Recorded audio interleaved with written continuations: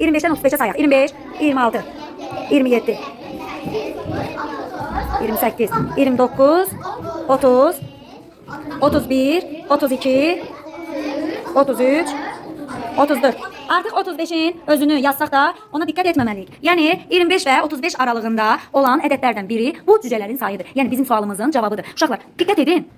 Nəyə diqqət edirik biz burada uşaqlar? Açar ifadəmiz bundan bitmədi. Bəzi uşaqlar bu cür yazıb yarımçıqda qoya bilərlər. Amma baxın, orada yazılıb ki, bu ədəddə təkliklərin sayı 3-ə bərabərdir. Biz baxaq görək, bu ədəddə təkliyi 3 olan, bu ədədlərin içində təkliyi 3 olan hansıdır? Diqqət edin uşaqlar. Baxın, onluğu 3 olan çoxdur. Onluğu 3 olan çoxdur. Üzərində bir təklik onluq yazaq. Təklik, onluq. Təklik, onluq. Təklik, onluq. Təklik, onluq, təklik. Uşaqlar, baxın görün. Təkliyi 3 olan hansıdır? Bəli.